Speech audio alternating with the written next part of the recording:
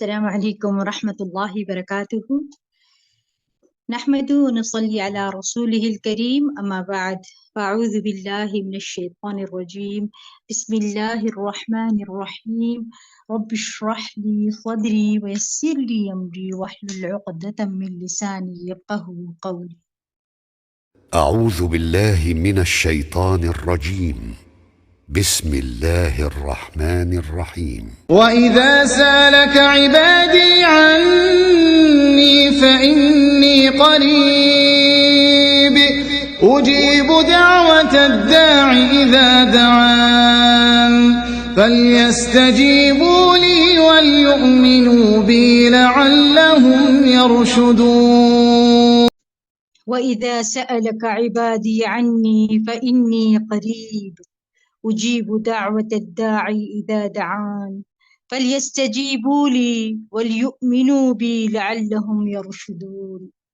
اور جب میرے بندے آپ سے میرے بارے میں سوال کریں تو کہہ دیجئے بے شک میں قریب ہوں، میں پکارنے والے کی پکار کا جواب دیتا ہوں جب وہ مجھے پکارے. تو ان کو چاہیے کہ میرا حکم مانیں اور مجھ پر ایمان رکھیں تاکہ وہ ہدایت پائیں. فاستغفروه ثم توبوا الیہ ان ربی قریب مجیب. سو اس سے بخشش مانگو پھر اس کی طرف پلٹ آؤ، یقیناً میرا رب قریب ہے، قبول کرنے والا ہے. اللہم لک الحمد لا الہ الا انت وحدک لا شریک لک المنان بدیع السماوات والارض ذی الجلال والاکرام. اے اللہ، ساری تعریف تیرے لیے ہے، تیرے سوا کوئی الہ نہیں، تو اکیلا ہے، تیرا کوئی شریک نہیں، تو بہت نوازنے والا ہے، تو آسمان اور زمین کا پیدا کرنے والا ہے. اے جلال و اکرام والے.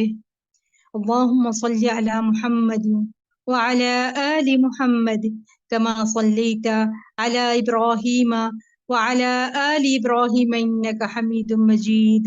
اللهم بارك على محمد وعلى آل محمد كما باركت على إبراهيم وعلى آل إبراهيم إنك حميد مجيد. آج ہم انشاءاللہ رزق کی کشادگی کی دعائیں پڑھیں گے. اللہ تعالیٰ نے انسان کو پیدا کیا اور پیدا کرنے کے بعد یوں ہی چھوڑ نہیں دیا، بلکہ انسانوں کی ضروریات بھی پوری کی، انہیں رزق عطا کیا، انہیں زندگی بسر کرنے کے اسباب بھی مہیا کیے. سورۃ روم میں اللہ سبحانہ وتعالیٰ فرماتے ہیں اللہ الذی خلقکم من ضعف ثم جعل من بعد ضعف ثم قوة ثم جعل من بعد قوة ضعفا وشیبہ یخلق ما یشاء وهو العلیم القدیر. اللہ وہ ہے جس نے تمہیں پیدا کیا ہے، تمہیں رزق دیا ہے، پھر وہی تمہیں موت دے گا، پھر وہی تمہیں زندہ کرے گا. کیا تمہارے شریکوں میں سے کوئی ہے جو کچھ بھی کرے، یعنی زندگی دے، رزق دے یا موت دے؟ وہ پاک ہے اور بہت بلند ہے اس سے جو وہ شریک ٹھہراتے ہیں. یعنی دیکھیں، آسمانوں اور زمین کو پیدا کرنے والی اللہ کے ساتھ تو اللہ سبحانہ تعالیٰ رازق ہے، اور اس کی صفت الرزاق بھی ہے، یعنی بہت زیادہ رزق دینے والا. اس نے آسمان اور زمین کی تخلیق کے وقت کی زمین کے اندر معیشت اور رزق کے سارے سامان رکھ دیے تھے جس کی زمین والوں کو ضرورت تھی. اللہ نے ان گنت مخلوقات پیدا کی، انسان کے علاوہ جنات، حیوانات، پرندے، درندے، کیڑے مکوڑے، حشرات، اور پھر سمندر کی مخلوقات جو ان گنت ہے، جن کی صرف اقسام ہی ان گنت ہیں. صرف ان سب کو پیدا نہیں کیا بلکہ ان کے رزق کی جو ضروریات تھیں وہ بھی زمین کے اندر رکھ دی. پھر آپ دیکھیں کہ کب سے یہ زمین بنی ہے اور اس پر تمام مخلوقات ہر روز کھا رہے ہیں اور پی رہے ہیں، اپنی ضروریات پوری کر رہے ہیں. سبحان اللہ.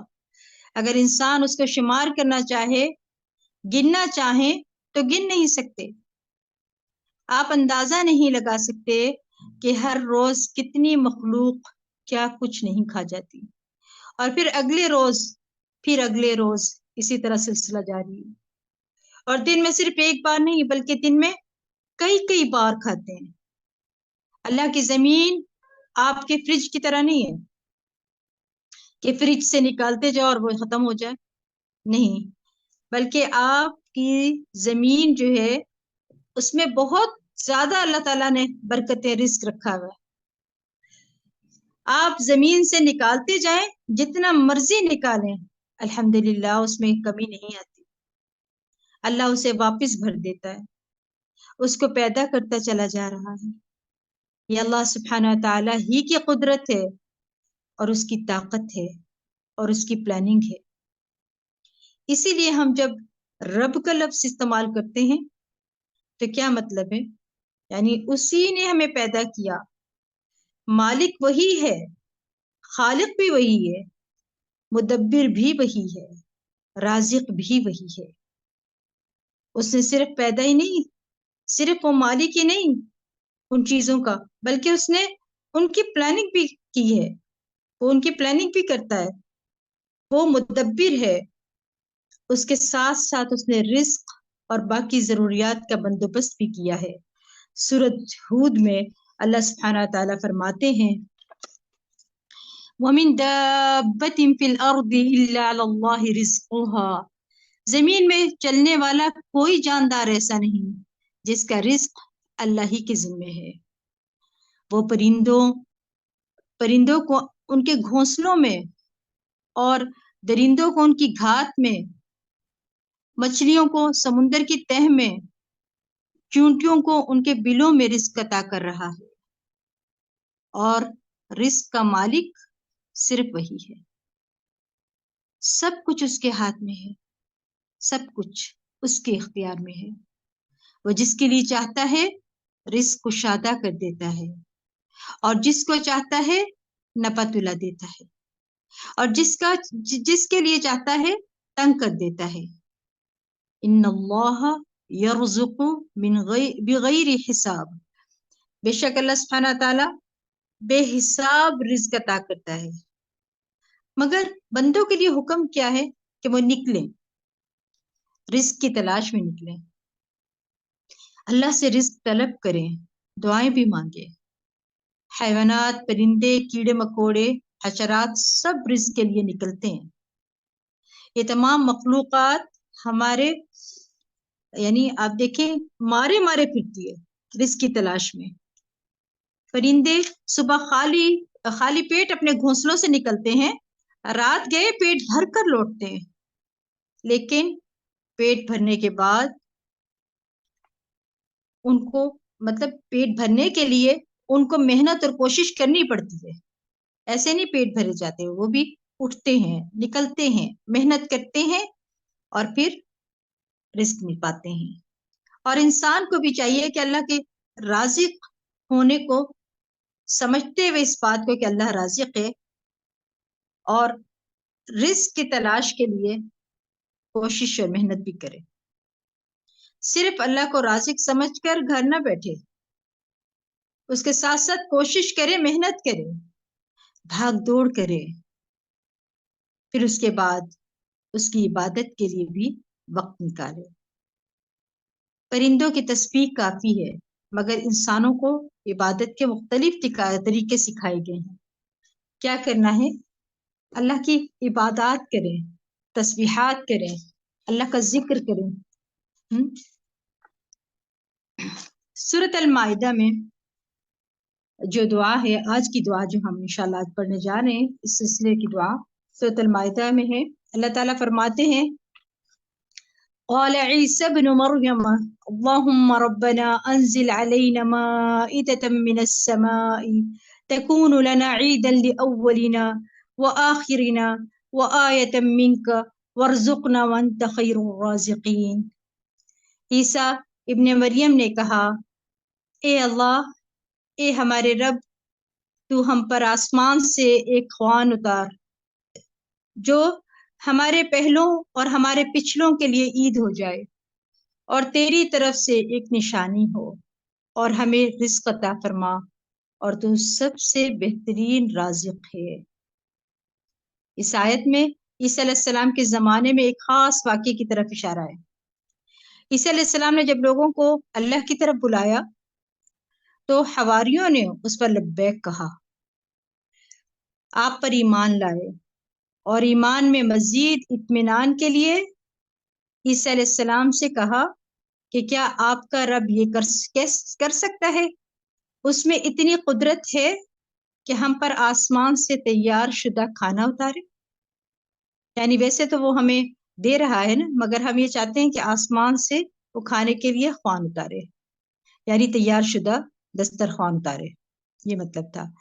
اس پر عیسیٰ علیہ السلام نے ان کو اس مطالبے سے روکا، منع کیا اور اللہ سے ڈرایا، کیونکہ یہ ایک طرح سے معجزہ تھا، اور معجزہ طلب کرنے کے بعد اگر کوئی شخص اللہ تعالیٰ کی بات نہیں مانتا تو اس کی سزا بہت سخت ہے۔ لیکن اس پر حواریوں نے اپنے مطالبے کی وجوہات بتائیں کہ ہم کیوں چاہتے ہیں کہ ہمارے ساتھ ایسا ہو۔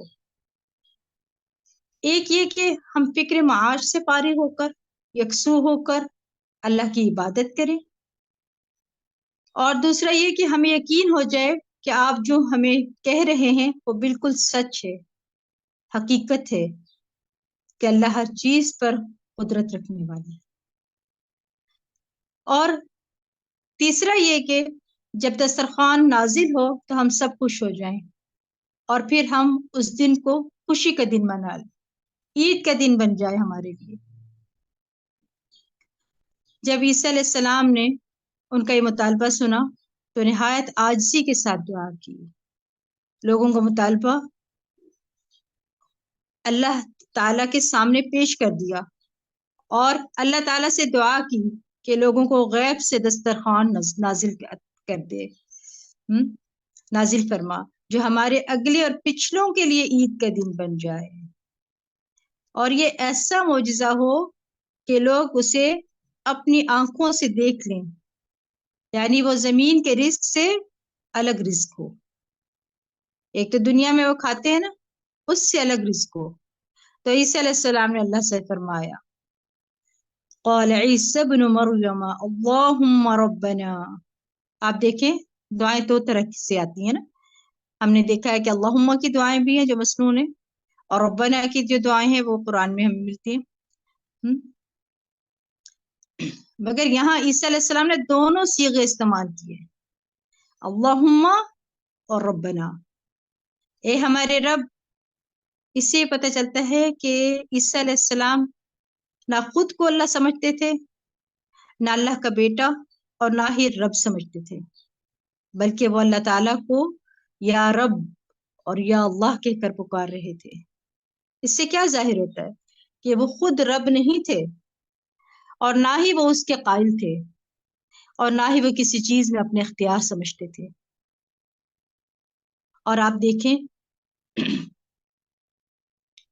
کہ حواریوں نے انہیں دعا کے لیے کہا، ڈائریکٹ حضرت عیسیٰ سے مانگ لیتے، اگر انہیں رب مانتے ہوتے تو ان سے ہی مانگ لیتے۔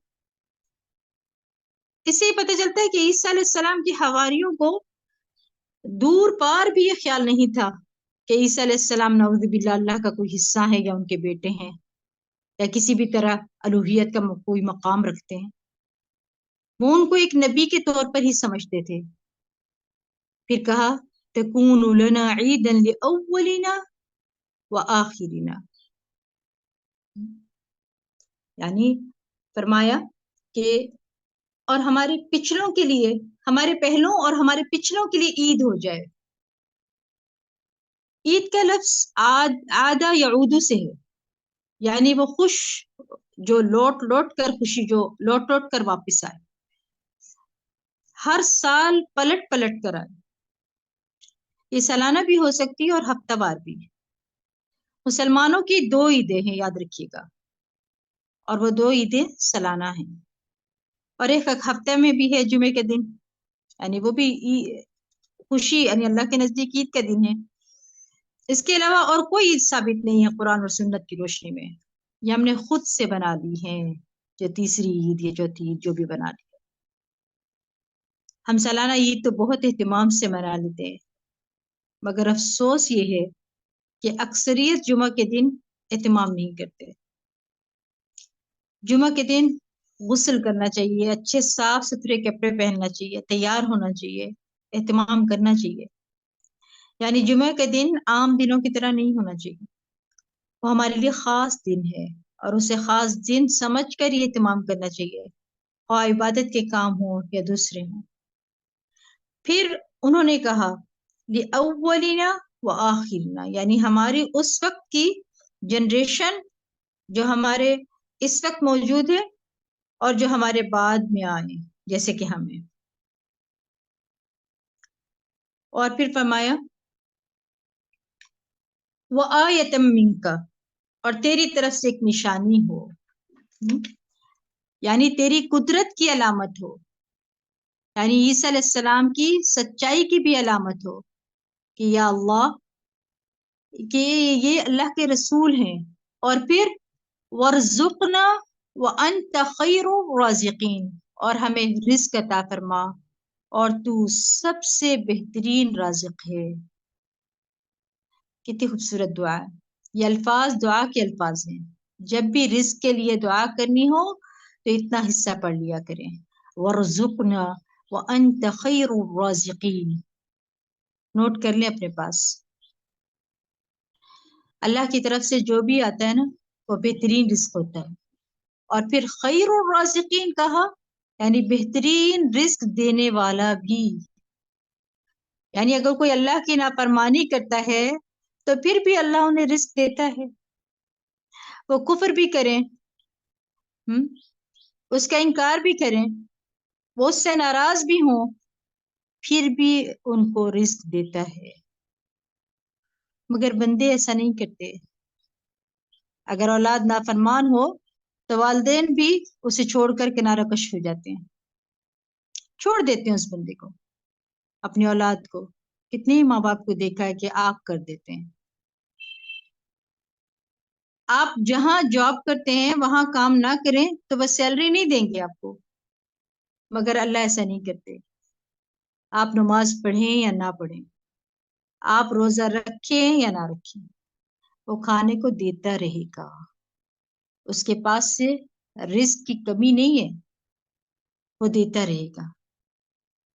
اس دعا سے یہ بھی پتہ چلتا ہے کہ عاجزی کے ساتھ دعا کریں، اللہ کو ان کے بہترین ناموں کے ساتھ پکاریں، اللہم کہہ کر، ربنا کہہ کر۔ یہ دونوں نام اکٹھے بھی پڑھ سکتے ہیں اور اس کے علاوہ بھی یا رزاق یا فتاح، یہ پڑھا کرے رزق کی تلاش کے لیے۔ جب آپ کوئی وسیلہ بنائیں ناموں کا اللہ کے تو یوں کہا کرے یا رزاق مجھے رزق عطا فرما، یا فتاح رزق کے دروازے کھول دے، یا رزاق یا فتاح کی تسبیح کر لیا کریں۔ اور دل میں تو آپ کے معلوم ہی ہے کہ آپ کیا کس نیت سے کر رہے ہیں، اور اللہ کو بھی معلوم ہے کہ کس لیے پڑھ رہے ہیں۔ اور اللہ سے بہترین رزق مانگنا چاہیے، بہترین، ہمیشہ اللہ سے اچھا رزق مانگنا چاہیے۔ انسان کو چاہیے کہ وہ دعا کرتے ہوئے اللہ کی الوہیت اور ربوبیت کے وسیلے سے دعا مانگے، اور اللہ تعالیٰ سے نہایت عاجزی اور انکساری کے ساتھ دعا کرے، جیسے عیسیٰ علیہ السلام نے دعا کرتے ہوئے کہا اللہم ربنا۔ عیسیٰ علیہ السلام بھی اللہ تعالیٰ کے محتاج ہیں، انہوں نے رزق کے حصول کے لیے اللہ کی بارگاہ میں التجا کی۔ اللہ تعالیٰ بہترین رزق دینے والا ہے، اس لیے اللہ ہی سے رزق مانگنا چاہیے۔ اور رزق ہے کیا؟ رزق سے مراد ابن منظور لسان العرب میں کہتے ہیں کہ رزق سے مراد ہر وہ چیز ہے جس کے ساتھ ہر زندہ مخلوق کی زندگی قائم ہوتی ہے، خواہ وہ چیز معنوی ہو یا مادی۔ معنوی سے مراد جس کو ہم چھو نہیں سکتے، اور مادی یعنی حصی۔ اسی طرح کسی نے کہا ہر نعمت رزق ہے۔ بعض لوگ سمجھتے ہیں کہ رزق صرف مالی ہے، اور یہ اصل مطلب کو سمجھنے میں کم فہمی ہے، مگر رزق ایک وسیع دروازہ ہے، بس رزق سے مراد ہر وہ چیز ہے جو اللہ اپنے بندوں پر نعمتوں کی صورت میں انعام فرماتا ہے، خواہ وہ مادی چیزیں ہوں یا معنوی ہوں، جیسا کہ مال اور شوہر اور اولاد اور اہل و عیال اور صحت اور محبت اور قبولیت وغیرہ، اور اس طرح کی سب چیزوں کو رزق کہا جاتا ہے۔ آپ نے دیکھا محبت بھی رزق ہے۔ حضرت عائشہ رضی اللہ عنہ فرماتی ہیں کہ میں آپ صلی اللہ علیہ وسلم کی ازواج میں سے کسی پر بھی رشک نہیں کیا سوائے خدیجہ رضی اللہ عنہ کے، اور میں نے انہیں دیکھا نہیں تھا، یعنی ان کا زمانہ نہیں پایا تھا۔ آپ صلی اللہ علیہ وسلم جب بکری ذبح کرتے تو اس کا گوشت خدیجہ کی سہیلیوں کو بھیجتے۔ وہ کہتی ہے کہ ایک دن میں غصے میں آ گئی اور میں نے کہا کہ آپ ہر وقت خدیجہ خدیجہ کرتے رہتے ہیں اور اس کی سہیلیوں تک کا خیال رکھتے ہیں۔ تو رسول اللہ صلی اللہ علیہ وسلم نے فرمایا انی قد رزقت حبها، مجھے خدیجہ کی محبت عطا کی گئی ہے، یعنی اللہ نے میرے دل میں ان کی محبت ڈالی ہے۔ یاد رکھیے محبت خریدی نہیں جا سکتی، یہ اللہ ہی دلوں میں ڈالتا ہے۔ پریشان نہ ہوا کریں، اللہ سے رزق مانگے، اس میں اللہ محبت بھی ڈالے گا۔ محبت کے پیچھے بھاگنا نہیں چاہیے۔ جیسے کچھ لوگ ہر وقت یہی گلہ کرتے رہتے ہیں، میری ماں مجھ سے محبت نہیں کرتی، فلاں بچے سے زیادہ محبت کرتی ہے۔ نہیں، ایسا نہیں ہوتا۔ اگر ایسی کوئی بات ہے تو وہ کسی خوبی کی وجہ سے بچہ اپنی محبت کو لے رہا ہے، تو آپ اپنے اندر بھی ویسی خوبیاں پیدا کریں، اور اگر نہیں ہے تو اللہ سے دعا کریں کہ اللہ تعالیٰ محبت پیدا ہو جائے۔ میرا اور اکثر خواتین جو ہے نا وہ یہ بہت زیادہ کرتی ہے، میرا شوہر مجھ سے محبت نہیں کرتا۔ تو اسی میں ہی اپنے آپ کو ہلکان نہ کریں، یہ اللہ جو ہے محبت ڈالتا ہے۔ اور کبھی ایسا ہو تو پھر الفت کی محبت کی جو دعائیں ہیں وہ کیا کریں۔ قرآن کے اندر جو آیات ہیں الفت کی وہ پڑھا کریں۔ اللہ سبحانہ تعالیٰ ضرور شوہر کے دل میں بھی محبت ڈال دیتے ہیں۔ اور کبھی کبھی ایسی سچویشن ہوتی ہے نا خواتین کی، ہارمونز کی جو پرابلم آتی ہے، تو اس میں پھر وہ ڈپریشن میں چلی جاتی ہیں کہ مجھ سے وہ پیار نہیں کرتا، میرا وہ خیال نہیں رکھتا، میں جتنا وہ کچھ کر لوں وہ میری تعریف نہیں کرتا کیونکہ مجھ سے محبت نہیں کرتا۔ یہ سب جو ہیں چیزیں کیا ہیں، غلط ہیں، ان کو اندر نہ پیدا ہونے دیا کرے۔ بھاگے نہ اس کے پیچھے، مانگے اللہ سے، اللہ تعالیٰ ضرور محبت دے گا۔ اور اب دیکھیں ماؤں کا کیا حال ہوتا ہے، اتنی محبت کرنے لگ جاتے ہیں اپنے بچوں سے بھی کہ بچے اگر سامنے نہ ہو تو دیوانہ ہو جاتی ہیں۔ یعنی کسی چیز میں ایکسٹریم میں نہیں جانا چاہیے۔ ایک خاتون کے بارے میں آتا ہے کہ سننے کو ملا کہ وہ کہتے ہیں کہ وہ بہت ہی زیادہ ڈپریشن میں آ گئی اور اس وقت جو ہے وہ سائیکاٹرسٹ کا علاج چل رہا ہے۔ وہ کیا بات ہے، کیا ہوا، اس کو پوچھا تو پتہ چلا کہ وہ ہر وقت اس بات پہ رو رو کے کہ شوہر مجھ سے محبت نہیں کرتے، خود کو ہلکان کیا ہوا ہے۔ آپ مجھے بتائیے کہاں کی عقل ہے یہ؟ کوئی عقل مندی کی بات ہے یہ؟ آپ اللہ کی محبت مانگے، اللہ تعالیٰ سب کے دلوں میں آپ کی محبت ڈال دیں گے۔ یہ اللہ عز و جل کی طرف سے تقدیر میں مقرر کر دی گئی ہے۔ احسان فرماتا ہے وہ رزق ہی ہے، اس لیے انسان پر اس کا شکر ادا کرنا اور اس کی حفاظت کرنا واجب ہے۔ ہمیشہ رب کا شکر ادا کرتے رہیں، احسانوں کو مانتے رہیں، کیونکہ اس سے بھی رزق بڑھتا ہے۔ اور جیسے میں نے آپ کو بتایا محبت بھی رزق ہے۔ اس میں رزق کی نا دو قسم ہے، ایک ہے عام رزق، اس سے ہر نیک اور فاجر فائدہ اٹھاتا ہے، اس میں انسان اور حیوان اور جن سب شامل ہیں، یہ جسموں کا رزق ہے۔ ٹھیک ہے، یہ رزق اللہ نے تقسیم کیا ہے اور اللہ نے ان میں سے ہر ایک کو رزق دینے کا ذمہ لیا ہے اللہ نے۔ اور دوسرا خاص رزق ہے۔ خاص رزق اللہ اپنے انبیاء اور اپنے رسولوں کے ہاتھ پر اپنے بندوں میں سے جس سے چاہتا ہے یہ رزق عطا کرتا ہے۔ یہ ایمان اور توحید ہے، یہ اللہ اس کو عطا کرتا ہے جو اس کا حقدار ہے۔ اور جو اس کا شکر گزار ہوتا ہے. کس کو ایمان اور توحید نہیں چاہیے؟ اس کی تو نجات ہی نہیں ہے جس کے اندر ایمان اور توحید نہیں ہے. تو اس کے لیے کیا کرنا ہے؟ شکر گزار بنے تاکہ حقدار بنے اس چیز کے کہ اللہ اندر ایمان اور توحید ڈال دے. اللہ وسیع فضل والا ہے اور بہت زیادہ احسان کرنے والا ہے. اور اللہ یہ رزق اس کو دیتا ہے جو اس کے اسباب کو اختیار کرتا ہے. سب سے عظیم اور بہترین رزق کیا ہے؟ جنت. سورۃ طلاق میں اللہ سبحانہ تعالیٰ فرماتے ہیں وَمَن يُؤْمِن بِاللَّهِ وَيَعْمَلْ صَالِحًا يُدْخِلْهُ جَنَّاتٍ تَجْرِي مِن تَحْتِهَا الْأَنْهَارُ خَالِدِينَ فِيهَا أَبَدًا قَدْ أَحْسَنَ اللَّهُ لَهُ رِزْقًا. اور جو اللہ پر ایمان لائے اور نیک عمل کرے وہ اسے ایسے باغوں میں داخل کرے گا جن کے نیچے سے نہریں بہتی ہیں اور ان میں ہمیشہ رہنے والے ہیں. ہمیشہ. بلا شبہ اللہ نے اس کے لیے اچھا رزق بنایا ہے. یاد رکھیے گا کہ رزق کا مالک اللہ ہے. رزق کا مکمل اختیار اللہ کے پاس ہے. اللہ ہی رزق کو بڑھاتا ہے اور وہی گھٹاتا ہے. اس کے پاس آسمان و زمین کے خزانے ہیں. وہ خوب نوازنے والا ہے. عطا کرنے سے اس کے خزانوں میں ذرہ برابر بھی کمی نہیں آتی. ذرہ برابر بھی کمی نہیں آتی ہے.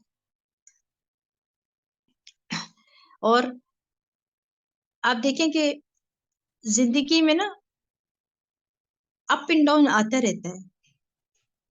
ٹھیک ہے. وہ دے کر بھی آزماتا ہے اور لے کر بھی آزماتا ہے. یہ صرف ہماری آزمائش ہوتی ہے. اللہ کے خزانوں میں کوئی کمی نہیں آتی. حدیث میں آتا ہے رسول اللہ صلی اللہ علیہ وسلم نے فرمایا کہ اللہ کا دایاں ہاتھ بھرا ہوا ہے اور دن رات کی فیاضی سے اس میں کمی واقع نہیں ہوتی. کیا تم دیکھتے نہیں جب سے اس نے زمین اور آسمان پیدا کیے تب سے اس نے کتنی بار کتنی فیاضی کی ہے مگر اس کے دائیں ہاتھ میں کوئی کمی باقی نہیں ہو رہی. جب دعا مانگے تو یوں مانگا کریں کہ یا اللہ مجھے عطا کر. تیرے خزانے تو بھرے ہوئے ہیں اس میں کبھی کمی نہیں آتی. اللہ سے کہا کریں اللہ تو کن کہے تو سب ہو جائے گا کیونکہ وہ کن کہے گا تو دنیا میں خزانے بھر دے گا. تو جب بھی مانگے اپنے رب سے یقین سے مانگے. وہ آسمان سے رزق دینے والا ہے. وہ زمین سے رزق دینے والا ہے. کسی چیز کی کمی نہیں ہے. اور پرندوں کے رزق دینے کی مثال ابن کثیر کہتے ہیں کہ یہ مشہور ہے. یہ ایک مثال ہے جو ابن کثیر کہہ رہے ہیں کہ مشہور ہے کہ کوے کے بچے جب نکلتے ہیں تو ان کے پروں پر بال سفید ہوتے ہیں. یہ دیکھ کر ان سے نفرت کر کے بھاگ جاتا ہے. کچھ دنوں کے بعد ان پروں کی رنگت سیاہ ہو جاتی ہے. تب ان کی ماں باپ آتے ہیں اور انہیں دانا وغیرہ کھلاتے ہیں. ابتدائی ایام میں جبکہ ماں باپ ان چھوٹے بچوں سے متنفر ہو کر بھاگ جاتے ہیں اور ان کے پاس بھی نہیں آتے. اس وقت اللہ تعالیٰ چھوٹے چھوٹے مچھر ان کے پاس بھیج دیتا ہے. یعنی ماں باپ ہی چھوڑ کے چلے گئے اور یہ چھوٹے نومولود بچے ہیں تو اللہ تعالیٰ چھوٹے چھوٹے مچھر ان کے پاس بھیج دیتا ہے. وہی ان کی غذا بن جاتے ہیں. آپ مجھے بتائیے وہ ان کو دے سکتا ہے تو ہمیں کیوں نہیں دے گا؟ وہ تو نافرمانوں کو بھی دے رہا ہے. اللہ تو تمام مخلوق کے رزق کا ضامن ہے. اس نے ضمانت دی ہے زندگی دی ہے تو رزق بھی آئے گا. حدیث کا مفہوم ہے جس طرح موت انسان کے پیچھے اسی طرح رزق انسان کے پیچھے بھاگتا ہے. اپنے نافرمانوں کو بھی رزق دینے والی ذات ہے وہ تو. اللہ کافر و مشرک کو بھی نافرمانی کے باوجود رزق دیتا چلا جاتا ہے. کبھی نہیں رزق روکتا. شیطان نے بھی اللہ سے رزق مانگا پھر اپنے مومن بندوں کو دنیا اور آخرت میں رزق دینے والا ہے. اور آپ یاد رکھیے گا یہ ان کے لیے بہت بڑا اعزاز ہے مومنوں پر اللہ کا. آخرت میں رزقاً حسنہ دینے والا ہے. رزق کے معاملے میں اللہ کی ذات پر مکمل بھروسہ کیا کریں. یاد رکھیں اسی نے دینا ہے، اور اپنا توکل اور بھروسہ کس پہ رکھنا ہے؟ اللہ پر. وہی ذات دینے والی ہے. اللہ آپ کو ہرگز نہیں بھولے گا. یہ یقین رکھنا کہ رزق کا مالک وہی ہے، لہذا اسی سے رزق مانگ. مخلوق کو رزق کا مالک سمجھنا حماقت. تمام مخلوق کھجور کے چھلکے کی بھی مالک نہیں ہے. کسی کو بھی رزق روکنے والا سمجھنا کمزور ایمان کی علامت ہے. کوئی کسی کا رزق نہیں روک سکتا. اللہ نے فیصلہ کیا دینے کا تو وہی دے گا، اور اگر روکنا ہوا تو وہ خود روکے گا، کوئی اور نہیں روک سکتا. مخلوق میں سے کسی سے بھی رزق نہ مانگے، پورے یقین سے اللہ سے مانگا کرے. جو اللہ سے رزق مانگتا ہے اللہ اسے ایسی جگہ سے دیتا ہے جہاں سے وہ گمان بھی نہیں کر سکتا. اس بات پر ایمان رکھنا کہ ہر انسان کا رزق مقرر ہو چکا ہے ہم سب کے لیے ضروری ہے. یہ یقین حوصلہ دیتا ہے. پھر ڈپریشن اور پریشانیاں نہیں آتی، پھر انسان روتا نہیں رہتا. کیوں؟ کیونکہ رزق مقرر ہے. ماں کے پیٹ میں بچے کا رزق لکھ دیا جاتا ہے. آپ دیکھیں کہ ماں کے پیٹ میں کون رزق دیتا ہے؟ اللہ ہی دیتا ہے نا. اور اس کے بعد دودھ کی صورت میں بچے کا رزق اتار دیتا ہے ماں کے سینے میں. آپ کے مقدر کا رزق آپ کو ضرور ملے گا، مگر اس کے لیے کیا کرنا ہے؟ حلال طریقہ اختیار کرے.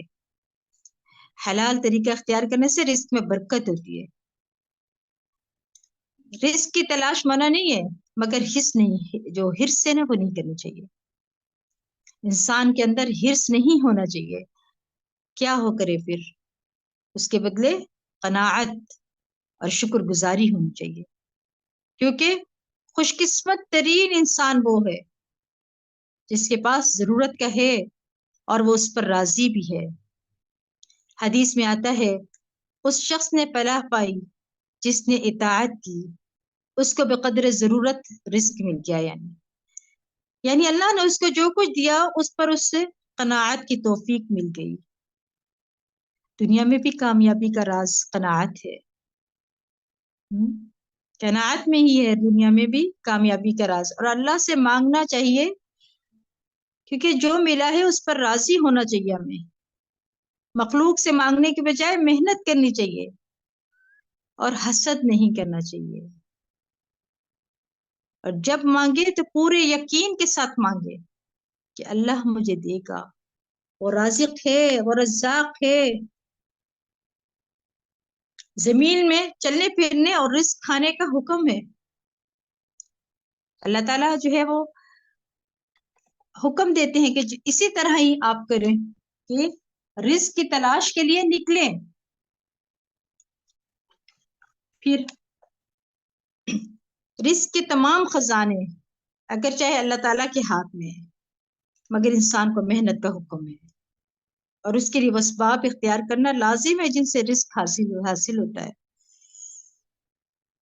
حلال طریقے کے ساتھ کریے گا جو بھی کریں آپ.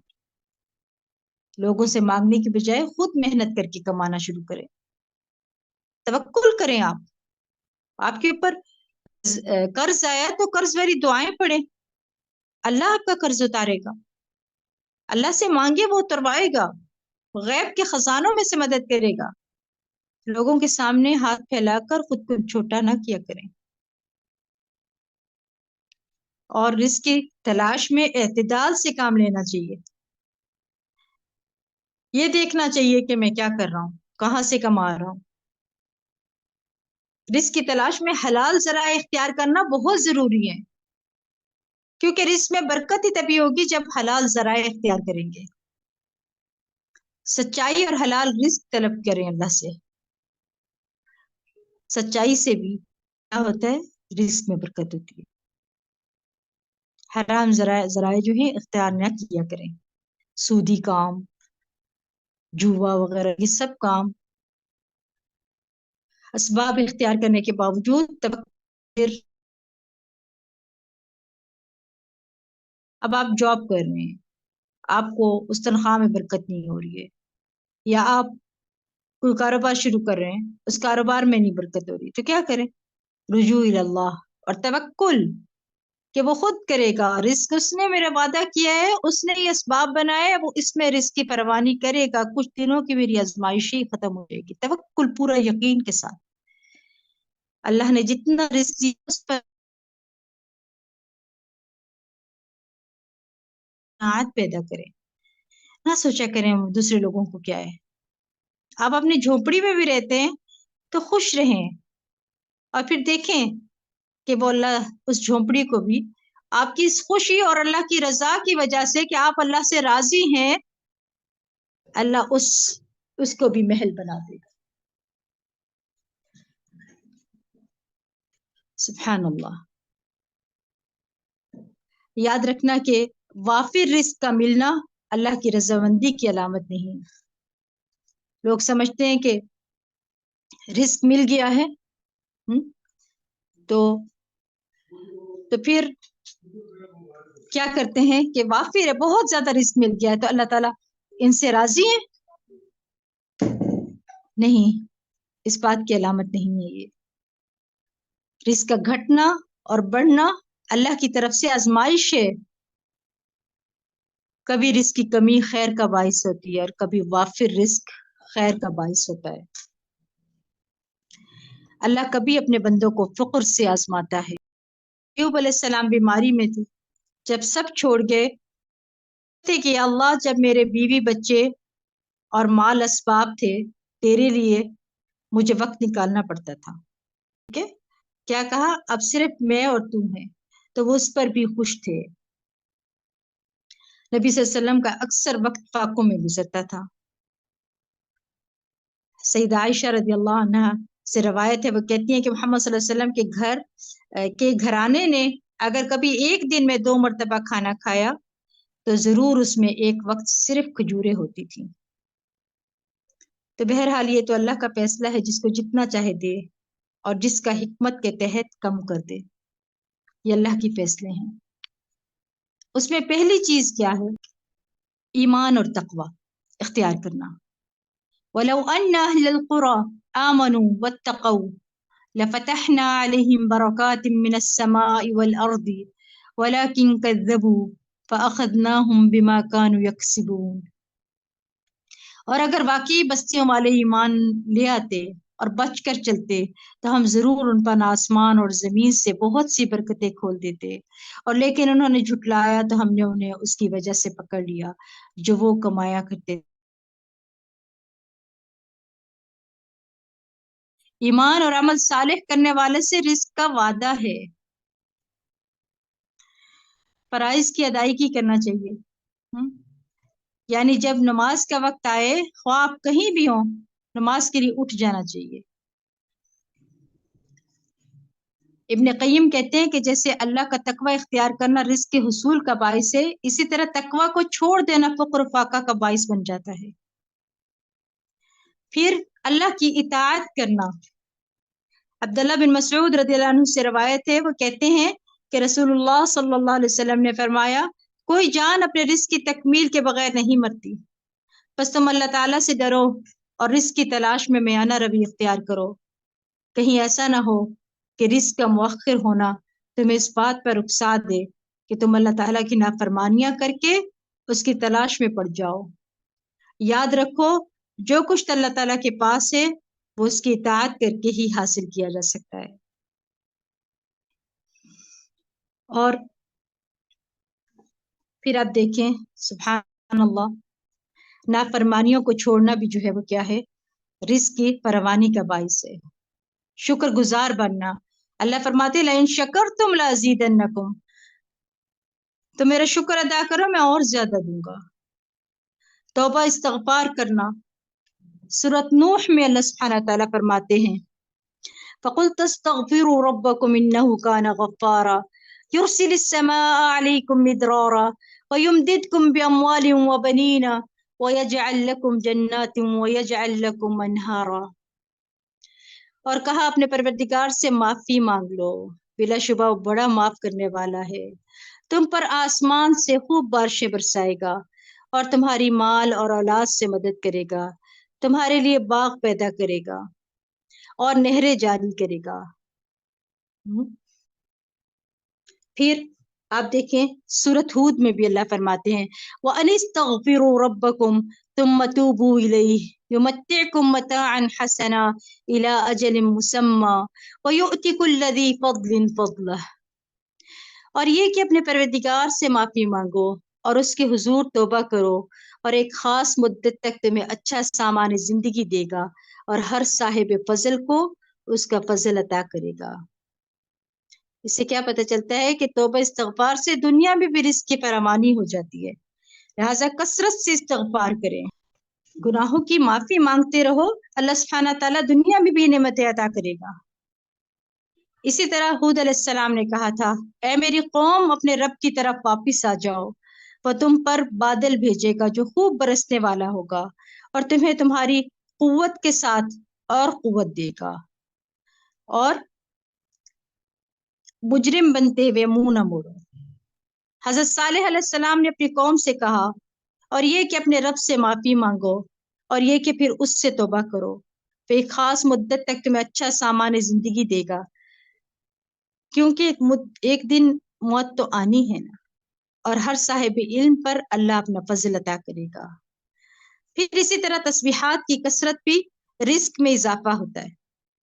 حضرت نوح علیہ السلام کی وفات کا وقت جب قریب آیا تو انہوں نے بیٹے سے فرمایا، اور باتیں بھی کی تھی لیکن ان میں سے ایک بات یہ تھی کہ سبحان اللہ و بحمدہ کا ورد جو ہے وہ کرتے رہنا، یہ ہر چیز کی نماز ہے اور اس کے اندر ذریعہ ہے، ہر مخلوق کو رزق ملتا ہے اس کے ذریعے، اس لیے جب رزق کی تنگی ہو تو تسبیح کثرت کے ساتھ کیا کریں، اور تسبیح کثرت سے کرنے سے فقر و فاقہ دور ہو جاتا ہے۔ اسی طرح حج اور عمرے پے در پہ کرنے سے بھی کیا ہوتا ہے، فقر دور ہو جاتا ہے۔ نبی کریم صلی اللہ علیہ وسلم نے فرمایا حج اور عمرہ پے در پہ کیا کرو، کیونکہ دونوں فقراء اور گناہوں کو اس طرح ختم کرتی ہے، یعنی فقر اور گناہوں کو اس طرح ختم کرتی ہے جیسے بھٹی لوہے سونے اور چاندی کے میل کو ختم کر دیتی ہے، اس طرح ختم کرتی ہے۔ پھر صلہ رحمی سے رزق میں برکت ہوتی ہے، جس کی عمر میں ڈر ہونا کہ میرے کوئی بیماری ہے خدا نخواستہ، ویسی ڈر ہو کہ کہیں موت نہ آ جائے، اس کا کام یہ ہے کہ وہ کیا کرے، صلہ رحمی کرنا شروع کر دے، اپنے رشتہ داروں کے ساتھ تعلق جوڑے۔ اس سے کیا ہوتا ہے، رزق میں فراخی آتی ہے، ان کے ساتھ نبھانے سے، ان کے ساتھ اچھا سلوک کرنے سے رزق میں فراوانی آتی ہے۔ سیدنا ابو ہریرہ رضی اللہ عنہ سے روایت ہے کہ وہ کہتے ہیں میں نے رسول اللہ صلی اللہ علیہ وسلم کو فرماتے ہوئے سنا جو یہ پسند کرے کہ اس کی روزی میں کشادگی اور اس کی عمر میں تاخیر یعنی اضافہ کی جائے تو اسے چاہیے کہ وہ صلہ رحمی کرے۔ پھر دوسروں پر خرچ کرنے سے مزید ملتا ہے، مزید۔ رسول اللہ صلی اللہ علیہ وسلم نے فرمایا کہ ابن آدم تم خرچ کرو میں تم پر خرچ کروں گا۔ اللہ نے کیا فرمایا، ابن آدم تم خرچ کرو میں تم پر خرچ کروں گا، لہٰذا ہاتھ نہ روکا کریں، بہت زیادہ اس سے برکت آتی ہے۔ سورۃ البقرہ میں اللہ سبحانہ تعالیٰ فرماتے ہیں جو لوگ اپنا مال اللہ کی راہ میں خرچ کرتے ہیں ان کے خرچ کی مثال ایسی ہے جیسے ایک دانہ بویا جائے اور اس سے 7 بالیں نکلے اور ہر بال میں 100 دانے ہوں، اس طرح اللہ جس کے عمل کو چاہتا ہے بڑھاتا ہے اور وہ بڑی کشائش والا اور سب کچھ جاننے والا ہے، اللہ بہت بڑھا دیتے ہیں۔ حضرت صلی اللہ علیہ وسلم کی ایک حدیث بھی بہت خوبصورت ہے، اس معاملے میں انسان کا بہت ایمان بھی بڑھتا ہے۔ آپ صلی اللہ علیہ وسلم نے فرمایا ایک آدمی میدان میں جا رہا تھا، اچانک اس نے بادلوں میں سے کسی کو یہ کہتے سنا اے بادل فلاں شخص کے باغ کو جا کر سیراب کرو، یعنی اس کا نام لیا۔ اس کے فوراً بعد بادل ایک اس بارش کے باعث زمین کے خطے پر نالا بہہ نکلا، وہ شخص پانی کے بہاؤ کے ساتھ ساتھ چل پڑا جس نے آواز سنی تھی، حتیٰ کہ اس نے ایک باغ میں ایک شخص کھڑا پایا جو بیلچے کی مدد سے پانی کا رخ تبدیل کرنے میں مصروف تھا۔ اس آدمی نے اسے کہا، اے اللہ کے بندے، تمہارا نام کیا ہے؟ اس نے اپنا نام بتایا، یہ وہی نام تھا جو اس نے بادلوں میں سنا تھا۔ اس آدمی نے کہا، اے اللہ کے بندے، تم نے میرا نام کیوں پوچھا؟ اس مسافر نے جواب دیا کہ میں نے تمہارا نام ان بادلوں سے آتی ہوئی آواز میں سنا تھا جن سے میਂہ برسا تھا، اور جن میں بادلوں کو مخاطب کر کے تمہارے باغ کو سیراب کرنے کے لیے کہا گیا تھا۔ مجھے بتاؤ کہ تم کون سا ایسا عمل کرتے ہو جس وجہ سے اللہ تعالیٰ نے تم پر ایسی مہربانی فرمائی ہے؟ اس نے جواب دیا، اس باغ سے جو کچھ مجھے حاصل ہوتا ہے میں اس کے 3 حصے کرتا ہوں۔ ایک حصہ راہ خدا میں خرچ کر دیتا ہوں، ایک حصہ میں اور میرے بچے کھاتے ہیں، جبکہ ایک حصہ میں باغ میں لگا دیتا ہوں۔ آپ دیکھیں، سبحان اللہ، کمزور لوگوں کا خیال رکھنے کی بدولت بھی رزق ملتا ہے، یعنی جو اپنے لیے نہیں کما سکتے، جو کمزور ہیں، ان کے لیے ذریعہ بنے۔ ابو درداء رضی اللہ عنہ سے روایت ہے، وہ کہتے ہیں کہ رسول اللہ صلی اللہ علیہ وسلم نے فرمایا، میرے لیے ضعفاء اور کمزور لوگوں کو تلاش کرو، کیونکہ تم لوگ اپنے کمزور لوگوں کے ہی ذریعے سے رزق دیے جاتے ہو اور مدد دیے جاتے ہو۔ پھر رزق میں کشادگی کرنے کے بھی بہت سے اسباب ہیں۔ ایک ہے طالب علم پر خرچ کرنا۔ سیدنا انس بن مالک کہتے ہیں کہ نبی صلی اللہ علیہ وسلم کے زمانے میں آتا تھا، یعنی کمانے والے بھائی نے دوسرے بھائی کی شکایت کی، نبی صلی اللہ علیہ وسلم سے کی کہ یہ کچھ کماتا نہیں ہے۔ آپ صلی اللہ علیہ وسلم نے فرمایا کہ شاید تم اسی کی وجہ سے رزق دیے جاتے ہو، یعنی اگر وہ تم کما رہے، تمہارے پاس رزق آ رہا ہے اور وہ علم حاصل کرنے کے لیے آیا ہوا ہے، قرآن کا علم حاصل کر رہا ہے، تو وہ شاید اسی وجہ سے تمہیں بھی رزق دیا جاتا ہے۔ پھر اول النہار کام کرنا، صبح صبح، ارلی مارننگ، صبح صبح رزق تلاش کرنے میں نکلنا رزق میں برکت کا باعث ہے۔ آپ صلی اللہ علیہ وسلم نے فرمایا کہ اے اللہ، میری امت کے لیے اس کے رزق میں برکت ڈال دے۔ اور تو جو لوگ سوتے رہتے ہیں نا، یعنی آپ صلی اللہ علیہ وسلم نے فرمایا، اے اللہ، میری امت کے لیے صبح میں اس کے رزق میں برکت ڈال دے۔ جو لوگ سوتے رہتے ہیں ان کے رزق میں برکت پھر کیسی ہوگی، مجھے بتائیے۔ اس لیے صبح صبح اپنے جاب کے لیے، اپنے بزنس کے لیے صبح کے وقت نکلا کریں، فجر کے ٹائم کے بعد آپ اپنے ذکر اذکار کرنے کے بعد چلے جائیں۔ لیکن ہمارے ہاں کیا ہوتا ہے، 12 بجے تک سب کچھ بند، دن 12 بجے شروع ہوتا ہے، پھر رزق کی فراوانیاں کیسی ہوں گی؟ پھر ہر طرف دیکھیں مہنگائی اتنی بڑھ چکی ہے کہ قحط سالی کا سما ہو گیا ہے، سوتے ہی رہتے ہیں۔ پھر خرید فروخت میں سچ بولنا، سچ بولنے سے بھی رزق میں برکت ہوتی ہے۔ اور رزق کے حصول کے لیے 4 کام ہمیشہ یاد رکھیں، 4 چیزیں رزق لاتی ہیں۔ ایک تو رات کا قیام، دوسرا سحری کے وقت کثرت سے استغفار کرنا، تیسرا صدقہ کرتے رہنا، اور چوتھا دن کے پہلے اور آخری حصے میں اللہ کا ذکر کرنا۔ یہ سب بہت ضروری ہے۔ یہ کرنے کے اسباب آپ کے گھر میں اللہ سبحانہ تعالیٰ بہت رزق کی فراوانیاں کر دے گا۔ اور کچھ ایسے عمل بھی ہیں جس سے انسان رزق سے محروم ہو جاتا ہے، اور وہ پہلی چیز کیا ہے؟ گناہوں کی وجہ سے گناہ کرتے ہیں تو رزق سے محرومی ہو جاتی ہے۔ پھر ناشکری رزق کی بربادی کا سبب بنتی ہے۔ جو ہوتا ہے وہ بھی صحیح استعمال نہیں ہو پاتا، پھر رزق آتا بھی نہیں، جو پاس ہے وہ بھی نہیں استعمال ہو پا رہا۔ خرچ نہ کرنا، یعنی اپنے ہاتھ کو روک کے رکھنا، گن گن کر رکھنا، گن گن کے دینا۔ اس کے بارے میں حدیث میں آتا ہے کہ حضرت اسماء کہتی ہیں کہ ایک دن آپ صلی اللہ علیہ وسلم میرے پاس آئے تو میں کچھ گن رہی تھی، تو آپ صلی اللہ علیہ وسلم نے فرمایا، اسماء، گن گن کر نہ رکھو، اور ورنہ اللہ بھی تمہیں گن گن کر دے گا۔ کہتی ہیں کہ آپ صلی اللہ علیہ وسلم کے اس ارشاد کے بعد میں نے کچھ آنے والے کو اور جانے والے کو شمار نہیں کیا، یعنی جو آتا تھا وہ گن کر نہیں رکھتی تھی، جو آ گیا آ گیا اور جو چلا گیا چلا گیا، پھر نہیں گنا انہوں نے۔ اور خرچ نہ کرنے سے مال تلف ہو جاتا ہے، یاد رکھیے گا، نہیں خرچ کریں گے تو جو ہے وہ بھی چلا جائے گا۔ پھر اولاد کو قتل کرنا بھی، یہ بھی منع ہے۔ اس لیے لوگ کرتے ہیں نا کہ رزق کی وجہ ہے کیسے پالیں گے کیا کریں گے. یاد رکھیے گا ہر جان کے ساتھ رزق آتا ہے. جب اس جان کو مار دیتے ہیں تو رزق میں کمی ہو جاتی. پھر قطع رحمی بھی نہیں کرنی چاہیے، اس کی وجہ سے بھی رزق میں کمی آ جاتی ہے. اور لوگوں سے مانگنا یہ بھی رزق میں کمی کا باعث بنتا ہے. اللہ سے نہیں مانگتے جتنا لوگوں کے سامنے ہاتھ پھیلاتے رہتے ہیں. عبد الرحمن بن عوف رضی اللہ عنہ سے روایت ہے، وہ کہتے ہیں کہ رسول اللہ صلی اللہ علیہ وسلم نے فرمایا جو شخص ایک مرتبہ مانگنے کا دروازہ کھول لیتا ہے اللہ اس پر تنگ دستی کا دروازہ کھول دیتا ہے. پھر اب ہم دعاؤں کی طرف آتے ہیں. جب بندہ اللہ سے رزق مانگتا ہے نا اللہ ضرور عطا کرتا ہے. اس یقین کے ساتھ مانگے دعا. وارزقنا وانت خیر الرازقین، اور ہمیں رزق دے اور تو سب رزق دینے والوں سے بہتر رازق ہے. پھر اللہم ارزقنی، اے اللہ مجھے رزق دے. چھوٹی چھوٹی دعائیں یہ تو آپ مانگ ہی سکتے ہیں نا. پھر اللہم اغفر لی وارحمنی وعافنی وارزقنی، اے اللہ مجھے بخش دے، مجھ پر رحم فرما، مجھے عافیت دے اور مجھے رزق عطا کر. پھر رزق کی کشادگی کی بھی دعائیں کیا کریں. اللہم اغفر لی وارحمنی واہدنی وارزقنی، اے اللہ مجھے بخش دے. یہاں ایک لفظ کا فرق آ گیا، بس دعا وہی ہے لیکن ایک لفظ کا.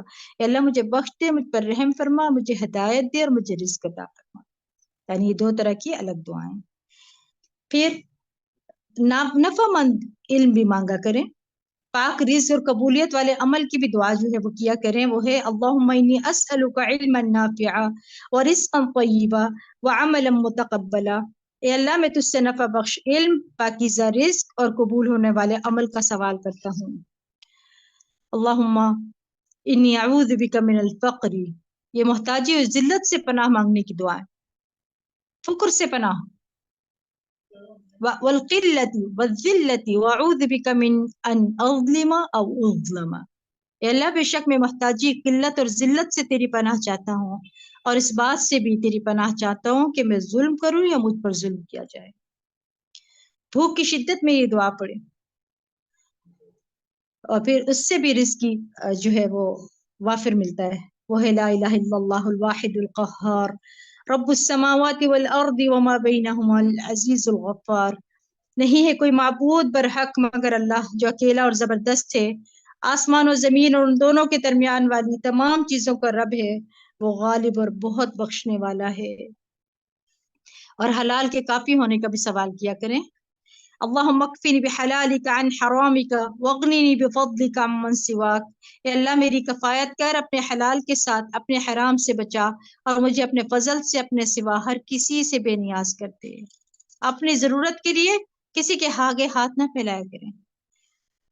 نعمتوں کے زوال کی بھی پناہ مانگتے رہا کریں. اللہم انی اعوذ بک من زوال نعمتک وتحول عافیتک وفجاءۃ نقمتک وجمیع سخطک، اللہ میں تیری پناہ چاہتا ہوں اس بات سے کہ تیری دی ہوئی کوئی نعمت چھن جائے، یا اللہ ایسا نہ ہو، یا تیری دی ہوئی عافیت پلٹ جائے، یا اللہ ایسا نہ ہو، کوئی ناگہانی عذاب آ جائے یعنی اچانک تیری پکڑ نہ آ جائے، یا اللہ ایسا نہ ہو، اور تیرے تمام غصے اور ناراضگیوں سے تیری پناہ چاہتا ہوں.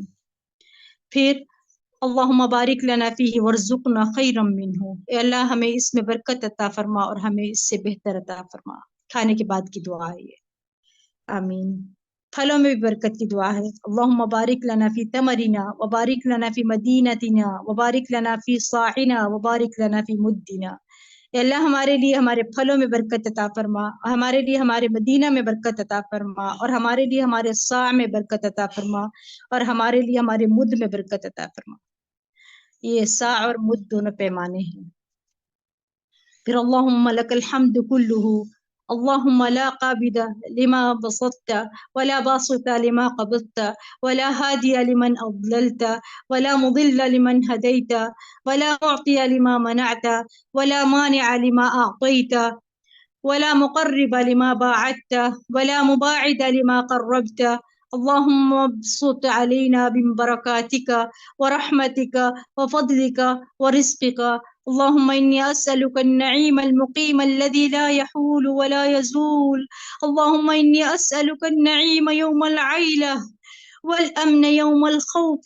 اللهم إني عائذ بك من شر ما أعطيتنا وشر ما منعتنا. اللهم حبب إلينا الإيمان وزينه وفي قلوبنا وكره إلينا الكفر والفسوق والعصيان واجعلنا من الراشدين. اللهم توفنا مسلمين وأحينا مسلمين والحقنا بالصالحين غير خزايا ولا مفتونين. اللهم قاتل الكفرة الذين يكذبون رسلك ويصدون عن سبيلك واجعل عليهم رجزك وعذابك. اللهم قاتل الكفرة الذين أوتوا الكتاب إله الحق. اے اللہ تیرے ہی لیے ہر قسم کی تعریف ہے. اے اللہ جو تو پھیلا دے اسے کوئی سمیٹنے والا نہیں، اور جسے تو سمیٹ لے اسے کوئی پھیلانے والا نہیں. جسے تو گمراہ کر دے اسے کوئی ہدایت دینے والا نہیں، اور جسے تو ہدایت دے اسے کوئی گمراہ کرنے والا نہیں. جس سے تو روک لے اسے کوئی دینے والا نہیں، اور جسے تو دے اس کو کوئی روکنے والا نہیں. جو تو دور کر دے اسے کوئی نزدیک کرنے والا نہیں، اور جسے تو نزدیک کر دے اسے کوئی دور کرنے والا نہیں. اے اللہ ہم پر اپنی برکات، اپنی رحمت، اپنے فضل اور اپنے رزق کو پھیلا دے. اے اللہ بے شک میں تجھ سے ایسی نعمتیں مانگتا ہوں جو ہمیشہ قائم رہیں، نہ تیری اطاعت میں حائل ہوں اور نہ زائل ہوں. اے اللہ بے شک میں تجھ سے تنگی کے دن کی نعمت اور جنگ کے دن امن کا سوال کرتا ہوں. اے اللہ بے شک میں تیری پناہ میں آتا ہوں اور شر سے جو تو نے ہمیں عطا کیا اور اس شر سے جو تو نے روک لیا. اے اللہ ہمارے لیے ایمان کو محبوب کر دے اور اس سے ہمارے دلوں کو مزین کر دے، اور ہمارے لیے کفر، فسق اور نافرمانی کو ناپسند کر دے اور ہمیں ہدایت والوں میں سے کر دے. اے اللہ ہمیں مسلمان فوت کرنا اور ہمیں صالحین کے ساتھ ملا دے بغیر کسی پریشانی کے. اے اللہ کافروں کے ساتھ جنگ کر جو تیرے رسولوں کو جھٹلاتے ہیں اور تیرے راستے سے روکتے ہیں، اور ان پر اپنی بلائیں اور اپنا عذاب بھیج دے. اے اللہ ان انکار کرنے والوں سے جنگ کر جو سچے معبود کی کتاب دیے گئے ہیں. نیک کاموں کو کرنے کی توفیق بھی اللہ سے مانگتے رہا کریں. اور دعا اللہ وہ ہے اللہم انی اسألک فعل الخیرات وترك المنكرات وحب المساكين وأن تغفر لي وترحمني وإذا أردت فتنة في قوم فتوفني غير مفتون وأسألك حبك وحب من يحبك وحب عمل يقربني إلى حبك. اے اللہ بے شک میں تجھ سے نیکیاں کرنے، برائیوں سے بچنے اور مسکینوں سے محبت کا سوال کرتا ہوں، اور یہ کہ تو مجھے بخش دے اور مجھ پر رحم فرما، اور جب تو کسی قوم کو آزمائش میں مبتلا کرنے کا ارادہ کرے تو مجھے بغیر آزمائش کے فوت کر دے. میں تجھ سے تیری محبت کا سوال کرتا ہوں اور اس کی محبت کا جو تجھ سے محبت کرتا ہے، اور اس عمل کی محبت کا جو مجھے تیری محبت کے قریب کر دے. ہمیشہ دعائیں کرتے رہیں اللہ سے کہ اللہ تو ہمیں توفیق عطا فرما کہ ہم نیک کام کریں. دنیا اور آخرت کی خیر آتی ہے ایسی دعاؤں سے. آج کے لیے اتنا ہی. وآخر دعوانا الحمد للہ رب العالمین. سبحانک اللہم بحمدک اشہد ان لا الہ الا انت استغفرک واتوب الیک. السلام علیکم ورحمۃ اللہ وبرکاتہ.